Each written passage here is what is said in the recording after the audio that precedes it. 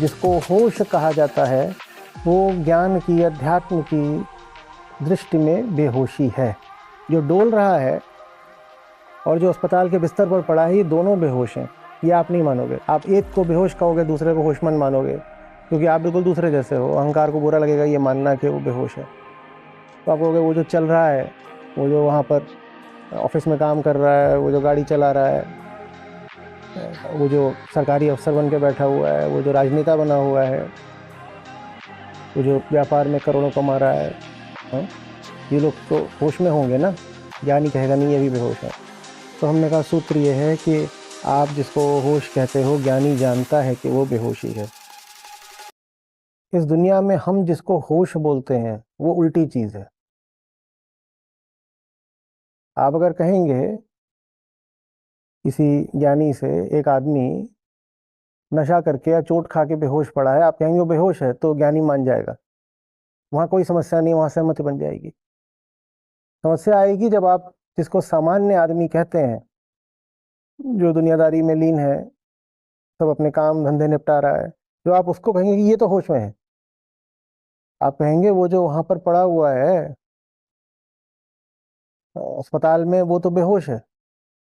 लेकिन ये जो अपना घर गृहस्थी में लगा हुआ है, अपनी दुकान में बैठा है, अपने दफ्तर में बैठा है, बाजारों की तरफ निकल रहा है, ये सब जो कर रहा है, ये होश में है।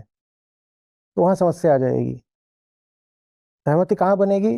रोगी को लेकर, शराबी को लेकर सहमति बन जाएगी। आप कहेंगे बेहोश है, ज्ञानी मान जाएगा बेहोश है, ठीक है, सहमति हो गई। लेकिन जब आम आदमी की बात आएगी तो वहाँ असहमति खड़ी हो जानी है। आप कहोगे ये होश में है, और ज्ञानी कहेगा नहीं, ये गहरी बेहोशी में है। तो सूत्र ये है कि आम भाषा में, लोक भाषा में जिसको होश कहा जाता है वो ज्ञान की, अध्यात्म की दृष्टि में बेहोशी है। और जैसे ही सूत्र ये हम पकड़ते हैं, वैसे ही ये समझना आसान हो जाता है कि फिर हमें बार बार होश में आने को क्यों कहा जाता है। क्योंकि उनकी नज़र में आप बेहोश हो। बेहोश होने के लिए ये नहीं चाहिए कि शरीर से खून बहुत बह गया है इसलिए बेहोश हो गए हैं।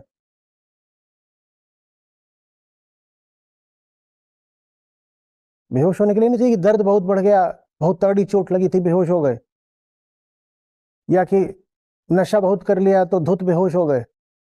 बेहोश होने के लिए वही सब हो ऐसा आवश्यक नहीं है। वो सब हो तब तो बेहोशी है ही। हम कह रहे हैं वहां पर आपकी बात और ज्ञानी की बात में एक मत हो जाएगा, मान लेंगे दोनों, हाँ बेहोश है, दिख रहा पड़ा हुआ बेहोश है। वो पड़ा हुआ तो बेहोश है, लेकिन जो डोल रहा है वो भी बेहोश है। ये आप नहीं मानेंगे, पर ये ज्ञानी जानता है। जो डोल रहा है और जो अस्पताल के बिस्तर पर पड़ा है, ये दोनों बेहोश हैं। ये आप नहीं मानोगे। आप एक को बेहोश कहोगे, दूसरे को होशमंद मानोगे, क्योंकि आप बिल्कुल दूसरे जैसे हो। अहंकार को बुरा लगेगा ये मानना कि वो बेहोश है। तो आप कहोगे वो जो चल रहा है, वो जो वहाँ पर ऑफिस में काम कर रहा है, वो जो गाड़ी चला रहा है, वो जो सरकारी अफसर बन के बैठा हुआ है, वो जो राजनेता बना हुआ है, वो जो व्यापार में करोड़ों कमा रहा है, हाँ? ये लोग तो होश में होंगे ना। ज्ञानी कहेगा नहीं, ये भी बेहोश है। तो हमने कहा सूत्र ये है कि आप जिसको होश कहते हो, ज्ञानी जानता है कि वो बेहोशी है। लेकिन यही अहंकार की चाल होती है। हमने कहा ना, वो अपने आप को क्या बोलना चाहता है? आत्मा। झूठ अपने आप को क्या बोलना चाहता है? सच। तो बेहोशी अपने आप को क्या बोलना चाहती है? होश। यही श्री कृष्ण समझाते हैं कि ये दुनिया जो है ना, इसमें तो सारा नामकरण अहंकार ने करा है। जिस चीज को वो जो बोल रहा हो, जान लेना कि उल्टी है उससे। वो जहां वो बोल रहा हो मुझे प्यार है, तो जान लेना कि अब गहरी हिंसा आने ही वाली है। जहां वो बोल रहा हो कि मैं तुम्हें कुछ देने आया हूं, जान लेना कि अब तुमसे कुछ लुटने ही वाला है। और जहां तुम्हें लग रहा हो कि भारी खतरा है, वहां जान लेना कि संभावना है कि कुछ शुभ होने वाला है। जहां तुम होश का दावा कर रहे हो, वो जगह बेहोशी की है। वो बेहोशी की जगह है। कैसे है बेहोशी की जगह? आप किसको मानते हो अपनी साधारण भाषा में, संस्कृति में होशमंद किसको मानते हो? जो अपने स्वार्थ का ख्याल कर ले, आपके लिए वो व्यक्ति होशमंद है। ये मैं आपके सामने परिभाषा रख रहा हूं, और मैं आपसे कह रहा हूं इस परिभाषा को चुनौती दीजिए। हमारे लिए होश का अर्थ होता ही यही है कि मैंने अपने स्वार्थ का ख्याल कर लिया, इसी को हम कहते हैं होश। तो होश कोई बहुत रहस्यमयी और गोपनीय अर्थ वाला शब्द नहीं है, बहुत सीधी परिभाषा है संसारी की होश की। होश माने अपने स्वार्थ का ख्याल कर लेना। जो आदमी अपने स्वार्थ की पूर्ति करता दिखाई दे उसको हम क्या देते हैं, ये होश में है। ये हमारी होश की परिभाषा, ये अच्छे समझ लीजिए। कोई दोनों सूत्र लिख लीजिए जाए, नहीं तो आज की वाणी आपको साखी आज की स्पष्ट हो नहीं पाएगी। पहला सूत्र, आप जिसको होश बोलते हो ज्ञानी की दृष्टि में वो बेहोशी है। और दूसरा सूत्र, आपकी होश की परिभाषा बस इतनी सी है कि अगर कोई अपने स्वार्थ का ख्याल कर पा रहा है तो आप कह देते हो ये रहा होशमंद, है ना। कोई दुकान में खड़ा है और मोल भाव नाप तोल कर पा रहा है तो आप कह दोगे आदमी होश में है। और कोई बाजार में इस तरह निकला है कि लुट रहा है तो आप तत्काल कह दोगे ये आदमी तो बेहोश है। ठीक है ना। और सोचिए कैसे आप जानोगे कोई होश में है। आप जा करके किसी को पीछे से ऐसे मार दो और वो कोई प्रतिक्रिया दे दे तो आप कह दोगे वो होश में है। पर आप किसी को मार दो, वो कुछ ना बोले, आंख बंद करे, चुपचाप पड़ा रहे, तो आप कहोगे बेहोश है क्या। अस्पतालों में भी होश को नापने के लिए मोटे तौर पे कई बार ऐसा परीक्षण कर लिया जाता है कि कोई पड़ा हुआ है बेहोश तो उसको जा करके थोड़ा सा चींटी काटते हैं, और अगर लग रहा है कि कोई कोमा में ही जा रहा है तो उसको जा करके उंगली घुसेड़ते हैं, और पूरी उंगली उसके खाल में मांस में घुसेड़ने पर भी अगर वो प्रतिक्रिया नहीं करता तो कह देते हैं डीप कोमा में जा रहा है। इसकी हड्डी तक हमने उंगली कर दी तब भी प्रतिक्रिया नहीं आ रही है, डीप कोमा में जा रहा है। तो जो अपने स्वार्थ का ख्याल कर ले, जो आपकी क्रिया पर प्रतिक्रिया दे दे, आप उसको होशमंद मान लेते हो। जो आपके ही ढर्रों के हिसाब से चल ले आप उसको होशमंद मान लेते हो, और आपके ढर्रे का मतलब ही स्वार्थ होता है। और स्वार्थ माने कामना, और कामना माने अहंकार, और अहंकार माने अज्ञान। तो हम जिसको होश बोलते हैं वो वास्तव में अज्ञान का ही एक रूप है। जो श्रृंखला है तर्क की उसको अच्छे से पकड़िएगा। हम होशमंद उसको मानते हैं जो अपने स्वार्थ का ख्याल करे। स्वार्थ माने कामना, कामना माने अपूर्णता, अपूर्णता माने अहंकार, और अहंकार माने अज्ञान। तो हम जिसको होश बोलते हैं वो अज्ञान का ही एक रूप है। लेकिन हम ये नहीं कहेंगे कि वो अज्ञान है, हम कहेंगे वो होश है, क्योंकि अहंकार यही तो अदा है। वो गधे को इतनी बार घोड़ा बोलता है कि आप जब गधे को देखते हो तो आपके दिमाग में शब्द ही आता है घोड़ा। वो झूठ को इतना प्रचारित और प्रचलित कर देता है कि झूठ सच बन जाता है। वो आदत को आत्मा का विकल्प बना देता है।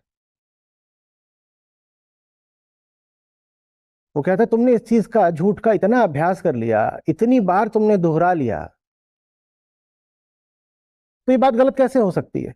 और जो तुम कर रहे हो, जो तुम दोहरा रहे हो, वही पूरी दुनिया दोहरा रही है, तो क्या सब मूर्ख हैं। ये तर्क आपने खूब सुना होगा, अरे पूरी दुनिया यही कर रही तो क्या सब मूर्ख हैं। ये अहंकार की अदा है। जब उसके पास स्वयं को सत्यापित प्रमाणित करने के लिए कोई तर्क नहीं होता तो वो आदत का, अभ्यास का, बहुमत का, संख्या बल का तर्क लेके आता है। तो एक बार कुछ मौका पड़ा था तो एक चीनी व्यक्ति थे, उन्होंने कहा 1 billion Chinese can not be wrong. पहले की बात है, तब 1 बिलियन ही होते थे वो। 1 billion Chinese can not be wrong, ये अहंकार है। इतने सारे लोग हैं जो एक ही काम कर रहे हैं, तो क्या सबके सब गलत हो गए? और तुम ही नए नवेले आए हो, तुम ही सबसे होशियार हो? पूरा इतिहास गलत है और आज की सारी आबादी गलत है, बड़े बड़े महानुभाव महापुरुष गलत हैं, तुम ही सही निकले हो। ये अहंकार का तर्क होता है। इस तर्क में कोई जान नहीं है।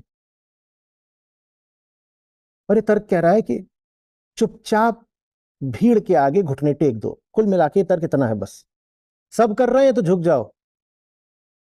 तो आप क्या देख पा रहे हैं कि तर्क किस चीज का? ही डर का तर्क है। सब कर रहे हैं माने मारे जाओगे, पीटे पहुंच जाओगे। 1 बिलियन चाइनीज है, उनका मुकाबला नहीं कर पाओगे।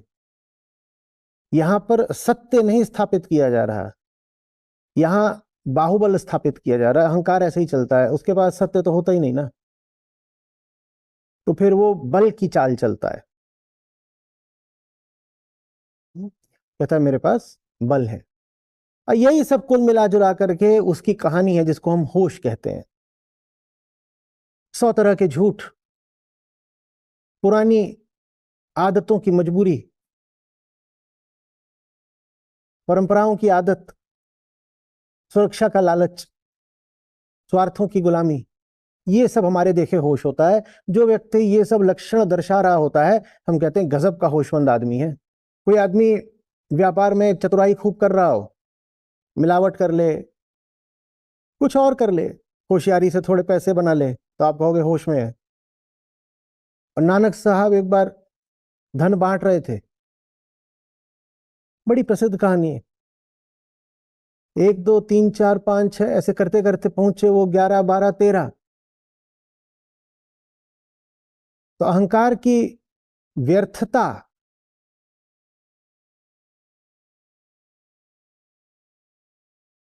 के विचार में वो इतने लीन हो चुके थे कि मैं के विरुद्ध जो शब्द आता है तुम, और मेरा के विरुद्ध जो शब्द आता है तेरा, वही गीता वाली बात, निर्मम, मेरा नहीं, ममत्व से रहित। तो मेरा के खिलाफ जो शब्द आता है वो तेरा, कि गिनती गिनते गिनते जब वो 11 12 13 पे पहुंचे तो बस 13 पे अटक ही गए। बोले सबसे सुंदर यही बात है, तेरा। तेरा माने मेरा नहीं, निर्ममता, मेरा नहीं। तेरा माने मेरा नहीं, निर्ममता। और निर्ममता माने निरहंकारिता। तो वो बस 13 13 13 13 करके देते ही गए, देते, गिनती आगे नहीं बढ़ी। अब मान लो 20 तक देना था, 20 तक देने की बात ही नहीं आई, वो 13 पे क्यों दिया? 13 13 13 13 13 13। अब देना तो तब रुके ना जब 20 पे पहुंचे। वो 20 पे पहुंचे ही नहीं, वो 13 पे ही अटक गए। 13 13 13 13 13, वो सब दे आए, सब दे आए। वो घर पहुंचे तो लोगों ने कहा होगा ये क्या करा है तुम, ये पागलपन है, बेहोशी है। लेकिन वो जानते थे, और वहां कोई ज्ञानी रहा हो दृष्टा तो वो भी जानता होगा कि अव्वल दर्जे के होश की बात थी। ये जगत के साधारण हिसाब किताब के परे, बहुत बियॉन्ड एक होश की बात थी। आप जिसको होश कहते हो वो कुछ और नहीं है, एक बहुत पुराना प्राचीन द्वैतात्मक भ्रम है, जिसके एक सिरे पर अहंकार बैठा हुआ है और दूसरे सिरे पर अहंकार की छाया। यह है हमारा होश। मैं हूं, दुनिया है, मैं होश में हूं। मैं अभी बेहोश पड़ा हुआ था, बीमारी थी, डॉक्टर ने दवाई लगाई, मैं होश में आ गया। बेहोश था तो ना अपना पता था ना दुनिया का पता था, तो मुझे सब मान रहे थे कि मैं बेहोश हूं। बेहोश था तो पता ही नहीं था, कोई आके बगल में खड़ा हो जाए, मुझे नहीं पता, मुझे अपना ही नहीं पता, मेरे बगल में दुनिया खड़ी हो गई है, मुझे उसका कैसे पता हो जाएगा? तो जब ना अपना पता है ना दुनिया का पता है तो कह देते हैं बेहोश है। और फिर डॉक्टर ने इंजेक्शन लगा दिया, कोई दवाई दे दी तो आंखें खुल गई। अब एक द्वैतात्मक हिसाब खड़ा हो गया है, जिसमें कहता हूं कि मैं हूं और दुनिया है, माने अहंकार है और अहंकार का प्रक्षेपण है। इसको हम कहते हैं होश, इसको हम कहते हैं होश। और जानने वाले इस हमारी होश की परिभाषा पर जोर से हंसते हैं, वो कहते हैं पागल। एक तो अहंकार झूठा और संसार उस झूठ की छाया, और झूठ और झूठ की छाया को मिला करके जो बनता है तुम उसको होश कह रहे हो। होश कैसे हो गया? साथ चलिएगा, यही होश है ना। मैं हूं और दुनिया है, जिसको अपना पता हो और दुनिया का पता हो। हाँ, मैं हूं, ये शरीर है, शरीर यहाँ समाप्त होता, उसके आगे दुनिया है, और मेरा कर्तव्य है अपने शरीर की रक्षा करना, मेरा कर्तव्य है अपने स्वार्थों की पूर्ति करना, उसको हम कह देते हैं होश का आदमी है। मैं हूं, दुनिया है, दुनिया से दो तरह का मेरा रिश्ता है। दुनिया मेरी कामनाओं की पूर्ति भी कर सकती है, और दुनिया मेरे स्वार्थों पर चोट भी कर सकती है। दुनिया अवसर का भी नाम है, और दुनिया एक चुनौती, एक खतरे का भी नाम है। यही है ना होश। जो आदमी विचारों के इस पैमाने में, इस मानदंड में, इस पैराडाइम में जी रहा हो, उसको हम कहते हैं आदमी होश का है। लेकिन ये जिसको आप होश कहते हो, ज्ञानी की नजर में यही दुख है, क्योंकि ये एक द्वैतात्मक बात है, जिसके एक सिरे पर आप बैठे हो और दूसरे सिरे पर वो है जो या तो आपके लिए शिकार है या आपका शिकारी है। अगर दुनिया आपके लिए अवसर है तो दूसरे सिरे पर जो बैठा है वो आपका शिकार है, और दुनिया अगर आपके लिए खतरा है तो दूसरे सिरे पर जो बैठा है वो आपका शिकारी है। जियोगे कैसे? यही तो दुख है। कैसे जियोगे? जिसको हम होश कहते हैं वो बेहोशी के अलावा कुछ और नहीं है, कुछ और नहीं है। लेकिन हम ऐसे गजब लोग हैं कि बेहोशी जब आंख बंद करके आए तो हम मान लेंगे कि बेहोशी है। आंख बंद पड़ी, देखो बेहोश है। लेकिन खुले आंखों वाली बेहोशी को हम बेहोशी मानते ही नहीं। बिल्कुल वही बात नींद पर भी लागू होती है। जिस नींद में आंखें बंद हो जाएं, पलकें झपक जाएं, उसको तो हम कह देंगे कि नींद है। लेकिन ज्यादातर लोग खुली आंखों के साथ भी नींद में ही होते हैं, उनको हम मानते ही नहीं कि आदमी सोया हुआ है। और जो बात बेहोशी पे और नींद पे लागू होती है, वही बात सपनों पर लागू होती है। साहब बोल गए, जैसे सपना रैन का वैसा ये संसार, जागो लोगों मत सुओ, ना करो नींद से प्यार, जैसे सपना रैन का वैसा ये संसार। अब जिनको बोल रहे हैं उनकी आंखें तो खुली हुई थी, तो उनको क्यों बोल रहे फिर कि जागो जागो लोगो मत सो? जो सो रहे हैं उनको तो ये सुना भी नहीं सकते हो। जो बिस्तर पे सो रहा है, क्या ये उसको सुनाया गया है? जो बिस्तर पे सो रहा है वो तो सुन भी ना पाएगा। तो गजब बात है, कहा जा रहा है जागो लोगो मत सो, और ये कहा उनसे जा रहा है जो अपनी नजर में पहले ही जगे हुए हैं। तो जरूर जो सुना रहे हैं वही पागल होंगे। संतों का क्या है, पागल ही होते हैं। आप बैठे हो यहाँ पे, सब लोग आंखें खोल खाल के बैठे हो, कोई भी ऐसा लग नहीं रहा। अभी आपकी तस्वीर ले ली जाए, कहा जाए बताओ इनमें सो कौन रहा है, तो कहीं एक भी नहीं सो रहा, सब जगे हुए हैं। लेकिन अभी यहाँ पर आ जाए साहब, तो साहब कहेंगे जागो लोगों मत सो। आप कहोगे सो कौन रहा, हम तो पहले ही जगे हुए हैं, देखो मस्त तन के बैठे हुए, आंखें खुली हुई है, हाथ बांध रखे हैं। बिल्कुल। कैसे बोल रहे हो कि मत सो? सो कौन रहा है? तो अगर आप सच बोल रहे हो तो फिर संत ही झूठ बोल रहे होंगे। निश्चित रूप से आप सच नहीं बोल रहे हो, निश्चित रूप से आप जगे हुए नहीं हो, निश्चित रूप से आप अभी भी सपने में हो। तो बेहोशी, नींद और सपना, इन तीनों का अध्यात्म में और बोध साहित्य में और संत साहित्य में एक ही तरह से इस्तेमाल होता है। कि आम आदमी कहता है वो होश में है, ज्ञानी बोलते हैं नहीं तुम बेहोश हो। आम आदमी कहता है कि वो जगा हुआ है, ज्ञानी कहते हैं तुम जगे हुए नहीं हो, तुम खुली आंखों के साथ सो रहे हो। आम आदमी कहता है मैं सच्चाई देख रहा हूं, ज्ञानी उसको बताता है तुम सपना देख रहे हो, जैसे सपना रैन का वैसा ये संसार। और फिर कृष्ण आ जाते हैं, वो क्या बोल देते हैं? या निशा भूता नाम तस्याम जागृति संयमी। वो कहते हैं कि संयमी वो है जो जग रहा होता है जब सारी दुनिया सो रही होती है। कृष्ण भी यही देख करके गए कि तुम सब सो रहे हो। तो ये सोने जगने की, सपने सच्चाई की, होश बेहोशी की बात, ये प्रतीक बड़ा पुराना है, सबने इसका इस्तेमाल करा है। बोध को इसीलिए अवेकनिंग भी कहा जाता है, अवेकनिंग। और चूंकि जगने का संबंध प्रकाश से होता है ना, आप जग जाते हो तो आपको रोशनी दिखती है, तो इसीलिए बोध को अक्सर प्रकाश भी कहा जाता है। किसी का प्रबोधन हो गया, जिसको एनलाइटनमेंट बोल देते हैं आप, उसको ये भी कहते हैं कि वो प्रकाशित हो गया। गुरुओं के आगमन को हम प्रकाश पर्व कह करके सम्मान देते हैं। अब प्रकाश का संबंध भी उसी होश से है, क्योंकि जो बेहोश है उसकी आंखें बंद है, और जो जगह है उसको रोशनी दिख रही है। उठ जाग मुसाफिर भोर भई, अब रैन कहाँ जो सोवत है। कवियों ने भी कहा है, बीती विभावरी जागरी। विभावरी माने तारों भरी रात। उठ जा। अब जो सो रही है उसको थोड़ी उठाया जा रहा है ये बोल करके।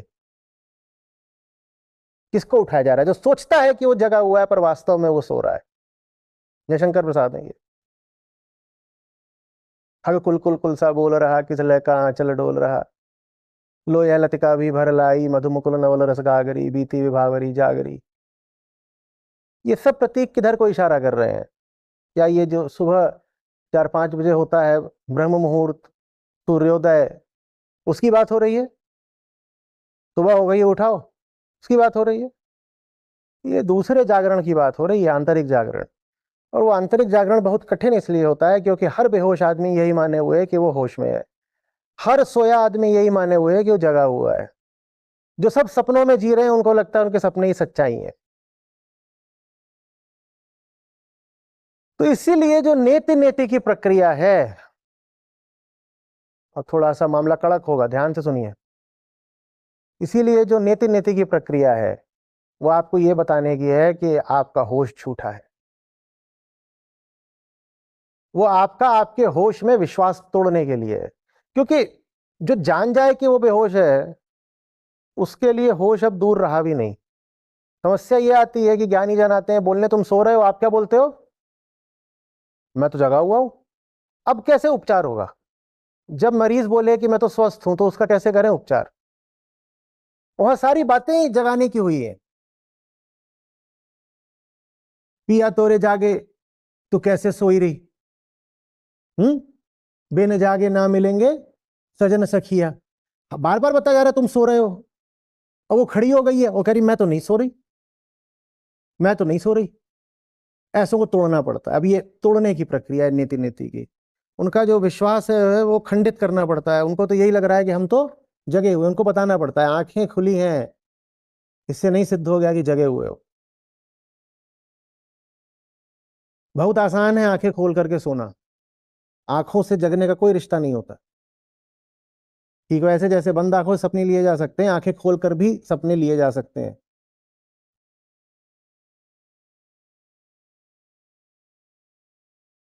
यहाँ अब बुरा लगता है, हम बेहोश हैं? जी आप बेहोश हैं।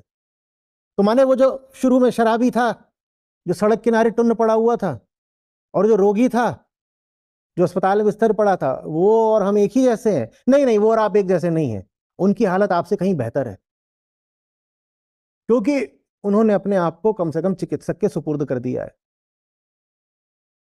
शराबी गिर गया बेहोश होकर सड़क पे, अब वो कम से कम विरोध नहीं करेगा, उसका उपचार किया जाएगा। तो वो पड़ गया, उसकी बेहोशी भली है, शुभ है, क्योंकि उसकी बेहोशी में होश का दंभ नहीं है, उसकी बेहोशी में होश का आग्रह और दावा नहीं है।